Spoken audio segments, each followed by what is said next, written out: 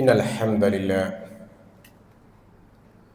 نحمده ونستعينه ونؤمن به ونتوكل عليه ونعوذ بالله من شرور أنفسنا ومن سيئات أعمالنا من يهده الله فلا مضل له ومن يضلل فلن تجد له وليا مرشدا اللهم صل على محمد وعلى آل محمد كما صليت على إبراهيم وعلى آل إبراهيم وبارك على محمد وعلى آل محمد كما باركت على إبراهيم وعلى آل إبراهيم إنك حميد مجيد.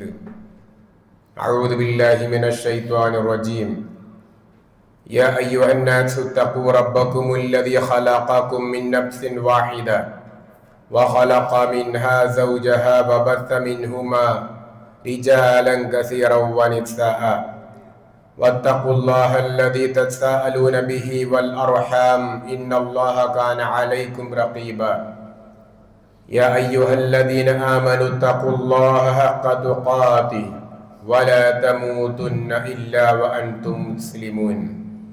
يا أيها الذين آمنوا اتقوا الله وقولوا قولا سديدا يصلح لكم أعمالكم ويغفر لكم ذنوبكم ومن يطع الله ورسوله فقد فاز فوزا عظيما. أما بعد فإن خير الكلام كلام الله وخير السنن سنن محمد صلى الله عليه وسلم وشر الأمور محدثاتها وكل محدثة بدعة وكل بدعة ضلالة وكل ضلالة في النار.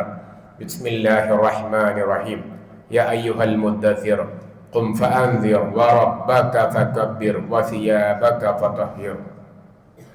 يا أيها الإخوان والأخوات اتقوا الله عباد الله أوصيكم أولا بتقوى الله.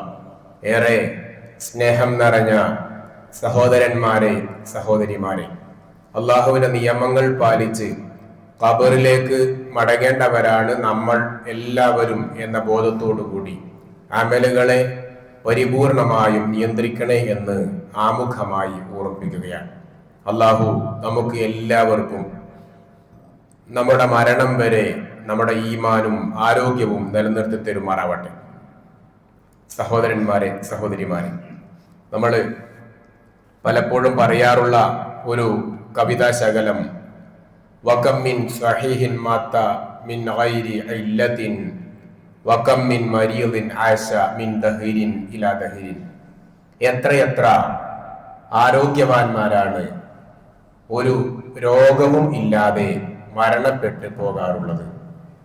അതുപോലെ എത്രയെത്ര രോഗികളാണ് കാലങ്ങളോളം ജീവിച്ചു കൊണ്ടിരിക്കുന്നത് എന്ന്. അപ്പോൾ മരിക്കുവാൻ രോഗം ഒരു കാരണമല്ല, രോഗമില്ലാത്തവരും മരിക്കുന്നുണ്ട് എന്നർത്ഥം. നമ്മൾ ചില ചിന്തകളാണ്. ഒന്ന്, സ്വതക്ക കൊണ്ട് ആപത്തുകളെ തടയാൻ പറ്റും എന്നാണ്.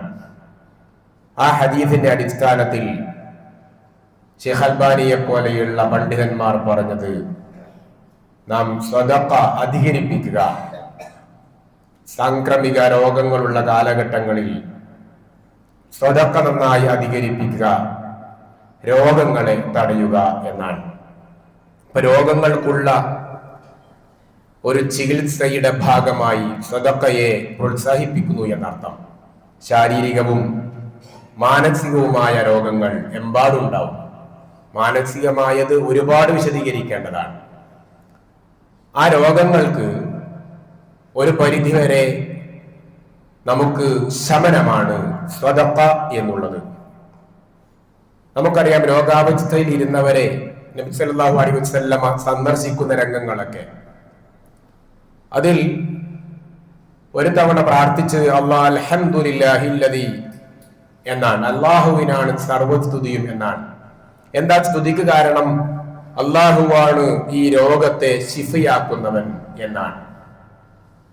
അപ്പൊ രോഗം എന്ന് പറയുമ്പോൾ എങ്ങനെയൊക്കെ രോഗങ്ങൾ വരിക? ഭക്ഷണം മോശമാകുമ്പോൾ രോഗങ്ങൾ വരാൻ സാധ്യതയുണ്ട്.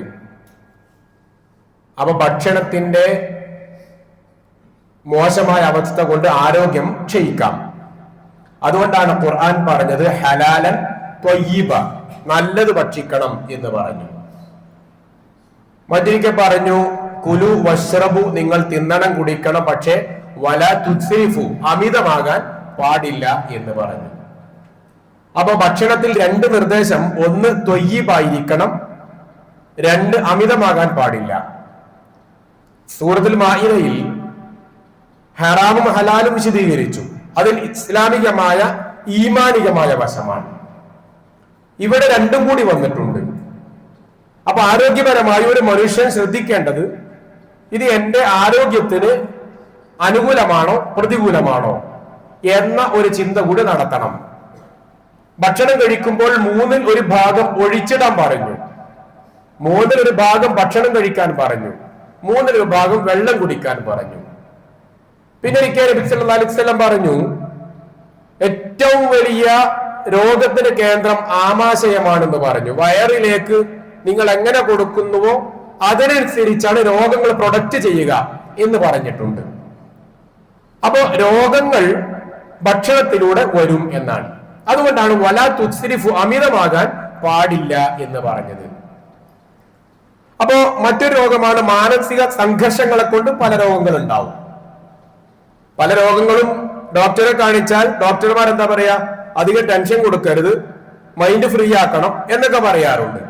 അപ്പൊ മാനസിക സംഘർഷങ്ങൾ കൊണ്ട് ശാരീരികമായ ചില രോഗങ്ങൾ നമുക്ക് പിടിപെടാറുണ്ട്. ഇങ്ങനെ ഒരുപാട് രോഗങ്ങളുടെ കൂട്ടത്തിലാണ് സാംക്രമിക രോഗങ്ങൾ, പകർച്ചവ്യാധികളും നമ്മുടെ നാട്ടിൽ വരാറുണ്ട്. ഒരു മുഖ്യധാര പത്രം ഈ മഴക്കാലം തുടങ്ങിയോ എന്ന് ചോദിച്ചാൽ അതിപ്പം സംശയത്തിലാണ്. മഴക്കാലം തുടങ്ങിയ ഉടനെ ഒരു മുഖ്യധാര പത്രത്തിൽ വന്ന ഒരു മുഖ്യമായ ഒരു ഹെഡിങ് രോഗം പെയ്തു തുടങ്ങി എന്നാണ്. പ്രധാനപ്പെട്ട ഹെഡിങ് ആയിരുന്നു അത്. വളരെ ആദ്യ പേജിലുള്ള വളരെ പ്രധാനപ്പെട്ട ഹെഡിങ് ആയിരുന്നു. രോഗം പെയ്തു തുടങ്ങി മഴയിലൂടെ എന്നാണ്. അപ്പോ മഴ വരാൻ ആഗ്രഹിച്ചു, മഴ വരാൻ പ്രാർത്ഥിച്ചു, മഴ വരാൻ വേണ്ടി ഒരുപാട് കൊതിച്ചു പോയി. മഴ വരുമ്പോഴേക്കും പറയാൻ തുടങ്ങുന്നത് അതിനെ ശപിക്കുന്ന, കുറ്റപ്പെടുത്തുന്ന വർത്തമാനമാണ്. ഇവിടെ നമ്മൾ മനസ്സിലാക്കേണ്ട കുറെ ചിന്തകളിൽ ചെറിയ സമയത്ത് 1-2 കാര്യം. ഒന്ന്, മഴ റഹ്മത്താണ്, മഴ റഹ്മത്താണ്, മഴ നിഅമത്താണ്. അപ്പൊ ഈ റഹ്മത്തായ മഴ പെയ്യുമ്പോൾ എങ്ങനെയാണ് രോഗങ്ങൾ പടരുക? രോഗം പടരും. അപ്പൊ ഈ മഴയുടെ രോഗങ്ങൾ എന്ന് പറയുമ്പോ ഈ മഴക്കാലം മാത്രം വൈറസ് ഭൂമിയിലേക്ക് ഇറങ്ങുന്നതാണോ? അല്ല, അങ്ങനെയൊന്നല്ല. പിന്നെ എങ്ങനെയാണ് ഈ സാംക്രമിക രോഗങ്ങൾ വരുമ്പോ ഒരു വിശ്വാസ നിലപാട് എന്തായിരിക്കണം? ഇവിടെയാണ് നമ്മുടെ ശുചിത്വ ബോധം നമുക്കുണ്ടാവണം. മനുഷ്യരുടെ കൈകടത്തലുകളാണ് പല രോഗങ്ങൾക്കും കാരണം. മനുഷ്യരുടെ അശ്രദ്ധയാണ് പല രോഗങ്ങൾക്കും കാരണം. നമ്മുടെ ശുചിത്വമില്ലായ്മയാണ് പല രോഗങ്ങൾക്കും കാരണം. ഇത് തിരിച്ചറിയുക എന്നുള്ളതാണ് ഒന്നാമതായി ഉണ്ടാവേണ്ട നമ്മുടെ മുഖ്യമായ വശം. ഞാൻ ഓതി വെച്ചത് സൂറത്തുൽ മുദ്ദസിറിലെ ചില ആയത്തുകളാണ്. ദഅവത്തുമായി ബന്ധപ്പെട്ട് നാം മനസ്സിലാക്കേണ്ടുന്ന വളരെ പ്രമുഖമായ ഒരു ആയത്താണ്. അതിൽ യാ അയ്യുഹൽ മുദ്ദസിർ ഖും ഫഅൻദിർ വറബ്ബക ഫകബ്ബിർ ശേഷം വസിയാബക ഫതഹിർ. അവിടെ സിയാബ്, നിന്റെ വസ്ത്രം ശുദ്ധീകരിക്കണം എന്ന് ചില ഖുർആൻ വ്യാഖ്യാതാക്കൾ അതിന് അർത്ഥം കൊടുത്തിട്ടുണ്ട്. എന്നാൽ പ്രമുഖരായ മറ്റു ചില തഫ്സീറുകൾ അവിടെ സിയാബ് എന്ന് പറഞ്ഞ പൊതുവെ വസ്ത്രത്തിനാണ് പറയുക അറബി ഭാഷയിൽ. പക്ഷെ ഇവിടെ സിയാബ് കൊണ്ട് ഉദ്ദേശിച്ചത് കൽബാണ്, ഹൃദയമാണ് എന്നും ചില പണ്ഡിതന്മാർ അതിന് വ്യാഖ്യാനിച്ചിട്ടുണ്ട്. അപ്പൊ സിയാബക വതഹിർ, നിന്റെ വസ്ത്രം നീ ശുദ്ധീകരിക്കണം എന്ന് പറയുമ്പോ അവിടെ ശുദ്ധിക്ക് ഇസ്ലാം അമിതമായ പ്രാധാന്യം കൊടുത്തു എന്നുള്ളത് നമ്മൾ ഓർമ്മിക്കേണ്ടതാണ്. നമുക്ക് അറിയാഞ്ഞിട്ടല്ല, നമ്മൾ ഓർത്തെടുക്കേണ്ട വിഷയമാണ്. അമിതമായ പ്രാധാന്യം ശുദ്ധിക്ക് കൊടുത്തിട്ടുണ്ട്. അതുകൊണ്ടാണ് അത്വഹൂറു ശത്റുൽ ഈമാൻ എന്ന് പറഞ്ഞത്. ശുദ്ധി എന്നുള്ളത് ഈമാന്റെ ഭാഗമാണ്.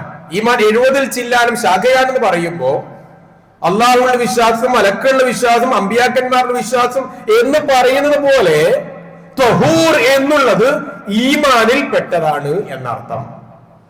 അപ്പൊ ഒരു മുഅ്മിനിന് ശുദ്ധി ഉണ്ടാവണം. ശുദ്ധിയോടെ ജീവിക്കാതിരിക്കുക എന്നുള്ളത് അവന്റെ ഈമാനിന് കോട്ടം സംഭവിച്ചു എന്നതിന്റെ തെളിവാണ് എന്നാണ് പറഞ്ഞതിന്റെ മറ്റൊരു മലയാളം. അതുകൊണ്ടാണ് ഖുർആൻ സൂറത്തുൽ ബഖറയിൽ 222 ആയത്തിൽ പറഞ്ഞല്ലോ, ഇന്നല്ലാഹ യുഹിബ്ബുത് തവ്വാബീന വയുഹിബ്ബുൽ മുതതഹിരീൻ. അല്ലാഹുക്ക് ഇഷ്ടാണ്. രണ്ട് വിഭാഗമാണ് അവിടെ പറഞ്ഞത്. ഒന്ന് യുഹിബ്ബുത് തവ്വാബീൻ, തൗബ ചെയ്യുന്നവരെ അല്ലാഹുവിന് ഇഷ്ടാണ്, സംശയം ആയിരിക്കില്ല, തൗബ ചെയ്താൽ അല്ലാഹുക്ക് ഇഷ്ടാവും. വയുഹിബ്ബുൽ മുതതഹിരീൻ, ശുദ്ധിയുള്ളവരെയും ഇഷ്ടമാണ്. അപ്പൊ തൗബ ചെയ്യുന്നവരുടെ കൂടെ അള്ളാഹു ചേർത്ത് പറഞ്ഞ വിഭാഗമാണ് ശുദ്ധിയുള്ളവർ. പല രൂപത്തിലും അതിന് വ്യാഖ്യാനങ്ങൾ വന്നിട്ടുണ്ടെങ്കിലും ഖൽബിന്റെ ശുദ്ധിയും ശാരീരിക ശുദ്ധിയും അവിടെ പ്രധാനമായും എടുത്തു പറയേണ്ടതാണ്. അപ്പൊ ശുദ്ധി എന്നുള്ളത് അള്ളാഹുവിന് ഇഷ്ടമുള്ള കാര്യമാണ്. അതുകൊണ്ടാണ് നമ്മൾ ശ്രദ്ധിക്കേണ്ടത്. ഇതൊക്കെ പറയുമ്പോ ഈ നെയിൽ പോളിഷ് നടക്കുന്ന നഖമൊക്കെ വല്ലാതെ വികൃതമായി വളർത്തുകയും അത് നെയിൽ പോളിഷ് ഒക്കെ ഇട്ട് നടക്കുന്ന പ്രത്യേകിച്ച് പെൺകുട്ടികളാണ് അത്തരം സ്വഭാവക്കാരുണ്ടാവുക. നമ്മുടെ കുട്ടികൾ ആ ശീലമുണ്ടാകാൻ പാടില്ല. അതിനൊരിക്കലും പ്രോത്സാഹിപ്പിക്കാൻ പാടില്ല. അതിന്റെ ഭൗതികമായ ആരോഗ്യപരമായ വശങ്ങൾ വിശദീകരിക്കലല്ല നമ്മുടെ മിമ്പറിന്റെ ഉദ്ദേശം. ഏതായാലും അത്തരം കൃത്യങ്ങൾ നമ്മുടെ പെൺകുട്ടികൾ പാടെ ഒഴിവാക്കണം. നിസ്കാരത്തെ കുറിച്ച് പറഞ്ഞപ്പോ, വുളൂഇനെ കുറിച്ച് പറഞ്ഞപ്പോ റസൂലുള്ളാഹി പറഞ്ഞ ഹദീസിൽ ലാ തഖബലു സലാ ബിഗൈരി തഹൂരിൻ, ശുദ്ധിയില്ലാതെ നിസ്കാരം സ്വീകരിക്കുകയില്ല എന്നാണ്. ശുദ്ധി നിസ്കാരത്തിന് നിർബന്ധമാണ്. അപ്പോ നിസ്കാരം, നിസ്കരിക്കുന്ന സ്ഥലം, നിസ്കരിക്കുന്ന പ്രതലം, നിസ്കരിക്കുമ്പോൾ ധരിക്കുന്ന വസ്ത്രം, അതോടൊപ്പം നിസ്കരിക്കുന്ന വ്യക്തിയും ശുദ്ധി ഉണ്ടാവണം. മാത്രല്ല നമ്മൾ ഉറങ്ങി എഴുന്നേറ്റ ഉടനെ നേരിട്ട് പാത്രത്തിലേക്ക് കൈകുത്താൻ പാടില്ല എന്ന് ഹദീസിൽ വന്ന പ്രയോഗമാണ്. രാവിലെ എഴുന്നേറ്റു, പഴയ കാലങ്ങളിൽ അത് ഒന്നുകൂടി ശ്രദ്ധിക്കേണ്ടതാണ്. ഇപ്പൊ നമ്മുടെ ഈ ടാപ്പും പൈപ്പും ഒക്കെ വെള്ളം വന്നതോടെ അത്ര വരുന്നില്ല, എന്നാലും ശ്രദ്ധിക്കേണ്ട ഭാഗമുണ്ട് അതിൽ. റസൂലുള്ളാഹി പറഞ്ഞ ഹദീസ്, നിങ്ങൾ ഉറങ്ങി എഴുന്നേറ്റ ഉടനെ നിങ്ങൾ നേരിട്ട് പാത്രത്തിൽ കൈ വെക്കാൻ പാടില്ല, പാത്രത്തിൽ കൈയിടാൻ പാടില്ല. അപ്പോ രാവിലെ കുടുംബിനികൾ പ്രത്യേകിച്ച് ശ്രദ്ധിക്കേണ്ട ഒരു പ്രയോഗമാണത്. ഭർത്താവ്, ഉപ്പ, മക്കൾ, ആങ്ങള ഒക്കെ അവർക്ക് അത്യാവശ്യം കുടിക്കുവാൻ വേണ്ടി പാതിരാത്രിയിൽ അല്ലെങ്കിൽ സുബഹി നേരത്തെ എഴുന്നേറ്റ് ഭക്ഷണം വിളമ്പുമ്പോൾ ആദ്യം കൈ കഴുകണം എന്നാണ് പറഞ്ഞതിന്റെ അർത്ഥം. അങ്ങനെ കൈ കഴുകാതെ നിങ്ങൾ പാത്രം എടുക്കാൻ പാടില്ല, പാത്രത്തിൽ കൈമുക്കാൻ പാടില്ല, വെള്ളത്തിൽ കൈമുക്കാൻ പാടില്ല. അപ്പൊ അത് എന്തുകൊണ്ട്? നിങ്ങളുടെ കൈ രാത്രി എവിടെയായിരുന്നു എന്ന് നിങ്ങൾക്കറിയില്ല എന്നാണ് നബി സല്ലല്ലാഹു അലൈഹി വസല്ലം പഠിപ്പിച്ചത്. അപ്പൊ നമ്മുടെ കൈകളിൽ അഴുക്കുകൾ ഉണ്ടാകും, കൈകളിൽ അണുക്കൾ ഉണ്ടാകും, കൈകളിൽ രോഗങ്ങൾ ഉണ്ടാവും. അപ്പൊ അത് കൈ കഴുകണം എന്ന് പറഞ്ഞു. നമ്മൾ തുമ്മുമ്പോ ആ കൊറോണ കാലങ്ങളിലാണ് അതിന്റെ മര്യാദകൾ നാട്ടുനടപ്പായി പഠിപ്പിക്കപ്പെട്ടത്. പക്ഷെ ഇസ്ലാം മുമ്പേ പഠിപ്പിച്ച ഒരു തിയറിയാണ് തുമ്മുമ്പോ നമ്മൾ എന്ത് ചെയ്യണം, കൈകളെ കൊണ്ട് മറക്കണം എന്നുള്ളത്. കൊറോണ വന്നപ്പോൾ ഉണ്ടായ കുറെ ഗുണങ്ങളിൽ ഒരു ഗുണം, ഇസ്ലാമിന്റെ ആ ഒരു നിയമം നമ്മൾ അറിയാതെ പഠിച്ചു എന്നുള്ളതാണ്. അപ്പോ തുമ്മുമ്പോ അങ്ങനെ തുമ്മാൻ പാടില്ല എന്ന് പറഞ്ഞു അല്ലെ. മറ്റുള്ളവന്റെ ശരീരത്തിലേക്ക്, ദേഹത്തിലേക്ക് തട്ടുന്ന രൂപത്തിലുണ്ടാവണം. അതുകൊണ്ട് ഒരു കർച്ചീഫ് തൂവാലയൊക്കെ എടുക്കണം എന്ന് പറഞ്ഞു. അപ്പൊ ആ രൂപത്തിൽ ഇസ്ലാം പഠിപ്പിച്ചു പല്ല് തേക്കൽ, വായ ശുദ്ധിയാക്കാനുള്ളതാണ് മിസ്വാക്ക്, പല്ല് തേക്കൽ, അത് നമുക്കറിയാം. ശേഷം പറഞ്ഞു അള്ളാഹ്ക്ക് അതിഷ്ടാണ്. വായ ശുദ്ധിയാക്കാനാണെന്ന് നമുക്കറിയാം. പക്ഷെ അള്ളാഹ്ക്ക് റളിയ ഉണ്ടാവും, തൃപ്തി ഉണ്ടാവും. എന്താണ് തൃപ്തി എന്ന് പറഞ്ഞാൽ? റളിയല്ലാഹു അൻഹു വറളു അൻഹു എന്ന് പറയാറുണ്ട് സഹാബികളെ പേര് പറയുമ്പോ. അള്ളാഹു അവരെ തൃപ്തിപ്പെട്ടിരിക്കുന്നു എന്നാണ് അല്ലെ. നമ്മൾ അതേപോലെ ഖുർആന്റെ ആയത്തുണ്ട്. അപ്പോ റളിയ എന്ന് പറഞ്ഞാൽ തൃപ്തിപ്പെട്ടു, മർലാത്ത് എന്ന് പറഞ്ഞാൽ തൃപ്തിയാണ്. ഇപ്പൊ വായ വൃത്തിയാക്കുന്നവർക്ക് അള്ളാഹുവിന് തൃപ്തി ഉണ്ടാകുന്നതാണ്. അതിന്റെ ആ പ്രതിഫലം ആലോചിച്ച് നോക്കിയട്ടെ അല്ലെ. നമ്മൾ വെറുതെ പല്ല് തേക്കാൻ, അത് ആർക്ക് ഇഷ്ടം വന്നു നമ്മളോട്? അള്ളാഹ്ക്ക് ഇഷ്ടം വരുന്നതാണ്. അതുകൊണ്ടാണ് റസൂലുള്ളാഹി പഠിപ്പിച്ചത്, 5 നേരത്തെ വുളൂഇന്റെ കൂടെയും ഞാൻ പല്ല് തേക്കാൻ കൽപ്പിക്കുമായിരുന്നു. പക്ഷെ എന്തുകൊണ്ട് കൽപ്പിച്ചിട്ടില്ല? എന്റെയും നിങ്ങളുടെയും സ്വഭാവം മനസ്സിലാക്കിയത് കൊണ്ടാണ്. കാരണം നിർബന്ധമായി പോകും. നിർബന്ധമായാൽ നമുക്കത് ബുദ്ധിമുട്ടാകും എന്നുള്ളത് കൊണ്ടാണ്. ഞാൻ കൽപ്പിക്കുമായിരുന്നു എന്നാണ്. അതിന്റെ അർത്ഥം വുളൂഇന് മുന്നേ പല്ല് തേക്കണമെന്നാണ്. പല്ല് തേക്കാൻ നമ്മൾ ശ്രദ്ധയുണ്ടാവണം. വിരൽ കൊണ്ടെങ്കിലും ആ കൃത്യം നിർവഹിക്കുക, ആ കൂലി വിചാരിച്ച് ചെയ്യണം. നബി സല്ലല്ലാഹു അലൈഹി വസല്ലം ആയിഷ ബീവി പറയാൻ, വീട്ടിൽ കയറിയാൽ നമ്മൾ ആദ്യം വീട്ടിൽ കയറി എന്താ ചെയ്യുക? വീട്ടിൽ കയറിയാൽ ആദ്യം എന്താ ചെയ്യുക? റസൂലുള്ളാഹി സ്വല്ലല്ലാഹു അലൈഹി വസല്ലം വീട്ടിൽ കയറിയാൽ ആദ്യം പല്ല് തേക്കുമായിരുന്നു എന്നാണ്. നബി സല്ലല്ലാഹു അലൈഹി വസല്ലം ആദ്യം പല്ല് തേക്കുമായിരുന്നു, എന്നിട്ടാണ് വീട്ടിലേക്ക് കയറുക എന്നാണ്. അപ്പൊ കാരണം തന്റെ വായ വൃത്തിയാക്കണം. നമുക്കറിയാം, ഒരുപാട് നേരങ്ങളിൽ പല്ല് തേക്കേണ്ടുന്ന മര്യാദകൾ പറയാറുണ്ട്. ഒരുപാട് നേരം സംസാരിച്ചാൽ പല്ല് തേക്കണം എന്നാണ്, അല്ലെങ്കിൽ വായിൽ വെള്ളം കൊപ്പിളിക്കണം എന്നാണ്. കാരണം കുറെ നേരം സംസാരിച്ചാൽ സ്വാഭാവികമായും വായ്നാറ്റുണ്ടാവും. കുറെ നേരം മിണ്ടാതിരുന്നാൽ വായ്നാറ്റുണ്ടാവും. അപ്പോഴും വായിൽ വെള്ളം കൊപ്പിളി സംസാരിക്കണം എന്നാണ്. ഉറങ്ങി എഴുന്നേറ്റാൽ അങ്ങനെ തന്നെയാണ്. അപ്പോൾ നബി സല്ലല്ലാഹു അലൈഹി വസല്ലം ആ രൂപത്തിൽ പല്ല് തേക്കുന്നു. ദന്തശുദ്ധി വരുത്തുക എന്നുള്ളത് വലിയൊരു ഘടകമായി ഇസ്ലാം പഠിപ്പിക്കാൻ കാരണം, ഒന്ന് വൃത്തിയാണ്, രണ്ട് ഇത്തരം രോഗങ്ങളെ അകറ്റുക എന്നുള്ളതാണ്.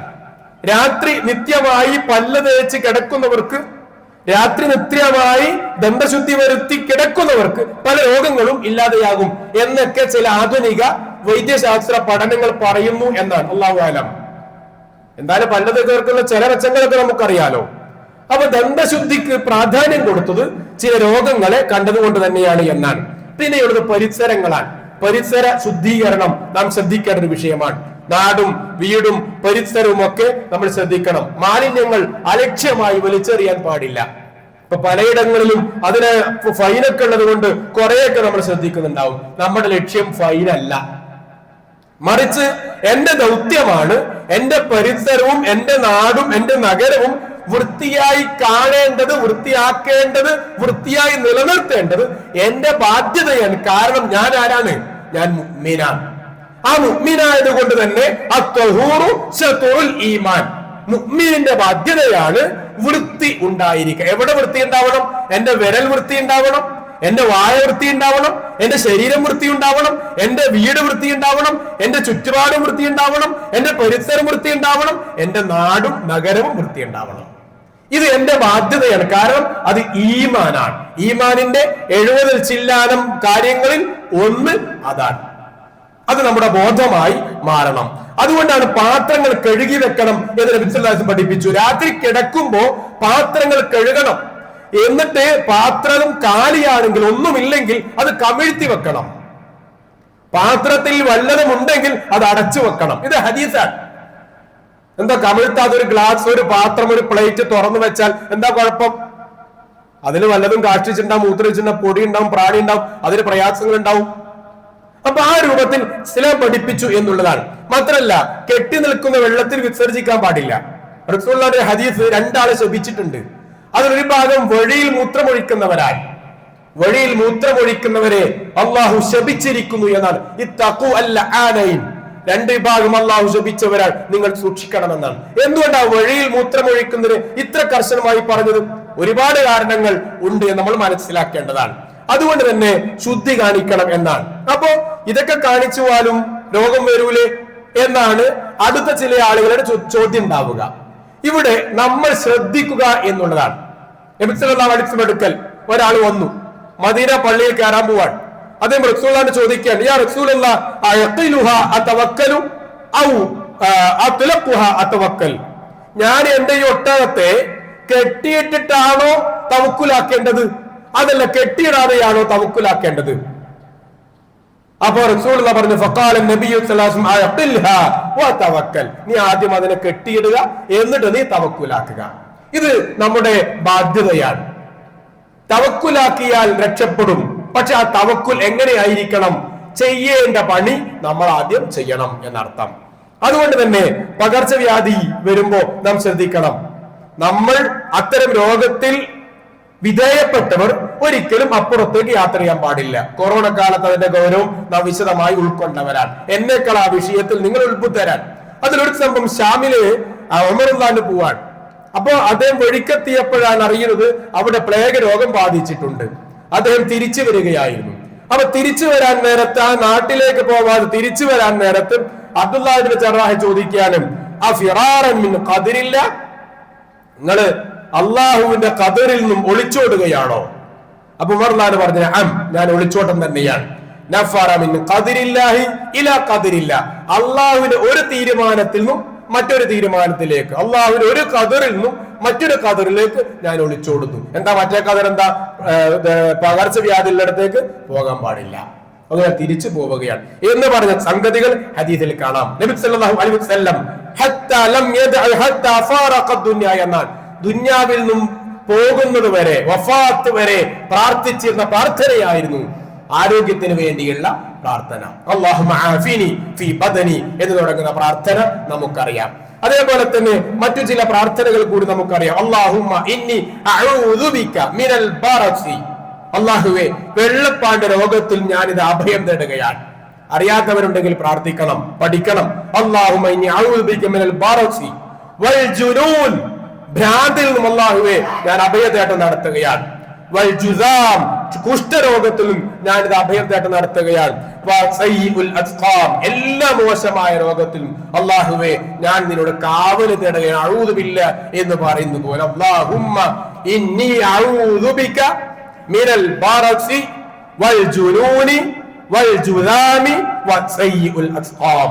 ഈ 4 കാര്യം നബി സല്ലല്ലാഹു അലൈഹി വസല്ലമ നിത്യമായി നടത്തിയ പ്രാർത്ഥനകളിൽ ഒരു പ്രാർത്ഥനയായിരുന്നു. അല്ലാഹു രൂപത്തിൽ നമുക്ക് തൗഫീഖ് നൽകുമാറാവട്ടെ.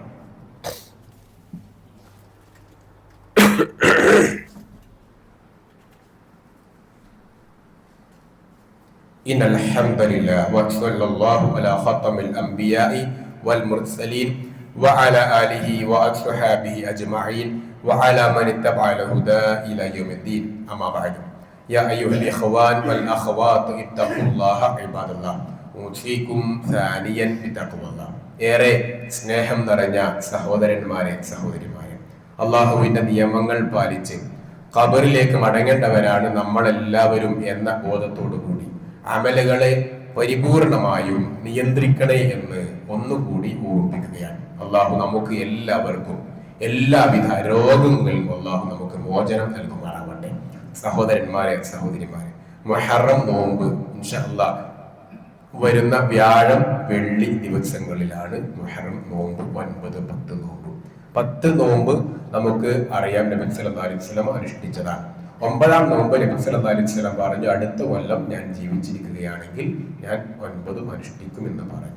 അപ്പൊ അതിന്റെ അടിസ്ഥാനത്തിൽ നബി സല്ലല്ലാഹു അടുത്ത കൊല്ലം ജീവിച്ചിരുന്നില്ല, പക്ഷെ നമ്മൾ അത് അനുഷ്ഠിക്കണം എന്നാണ് നമ്മൾ ആ ഹദീസിൽ മനസ്സിലാക്കുന്നത്.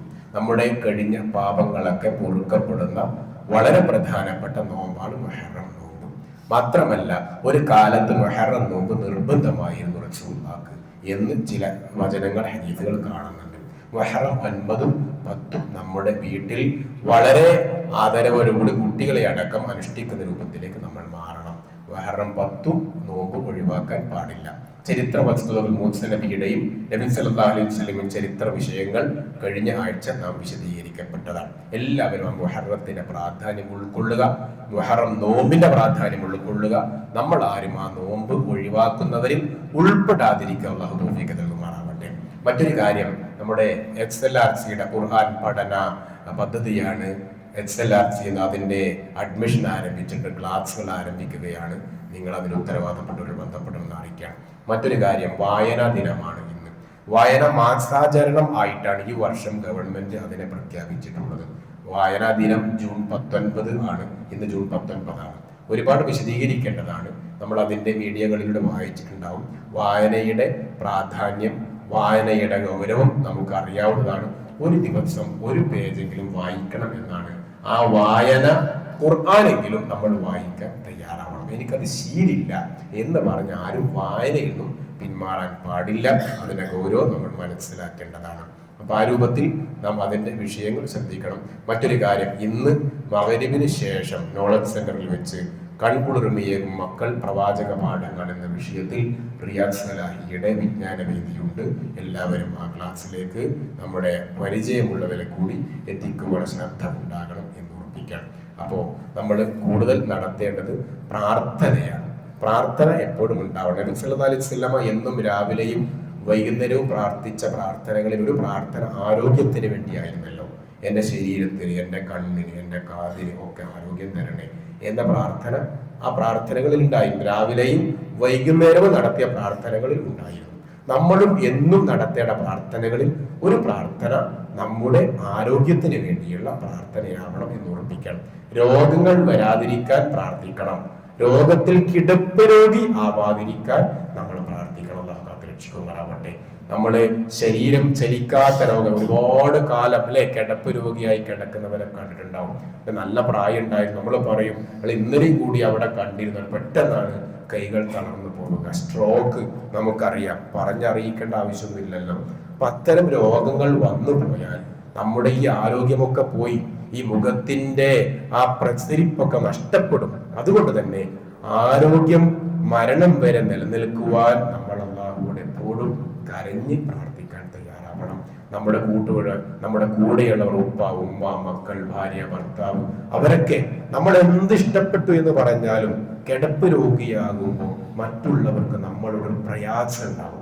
അവർക്ക് വല്ലാത്തൊരു ബുദ്ധിമുട്ടുണ്ടാവും. മാനസികമായിട്ട് ദേഷ്യമോ വെറുപ്പോ ഇല്ലെങ്കിലും അവരുടേതായ കാര്യങ്ങൾക്ക് ചെലവഴിക്കേണ്ടുന്ന സമയം അവർ നമുക്ക് വേണ്ടി കണ്ടെത്തണം എന്നുള്ളത് അവർക്കുണ്ടാകുന്ന ഒരു ബുദ്ധിമുട്ട് തന്നെയാണ്.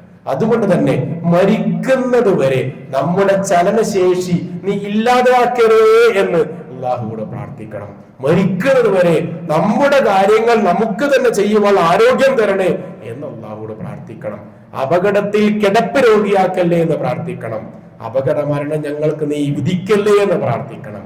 ഈ രൂപത്തിൽ ആരോഗ്യം നിലനിൽക്കുവാൻ, മരണം വരെ ആരോഗ്യം നിലനിൽക്കുവാൻ അല്ലാഹുവോട് പ്രാർത്ഥിക്കണം. ആ പ്രാർത്ഥന നിലനിർത്തുക. അല്ലാഹു തൗഫീഖ് നൽകുമാറാവട്ടെ.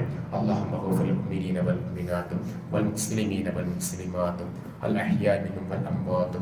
അല്ലാഹുമ്മ അജിർനാ മിനൻ നാർ. اللهم أجرنا من النار. اللهم ربنا آتنا في الدنيا حسنة وفي الآخرة حسنة وقنا عذاب النار. الحمد لله رب العالمين، وصلى الله على خاتم الأنبياء والمرسلين وعلى آله وأصحابه أجمعين وعلى من تبع الهدى إلى يوم الدين.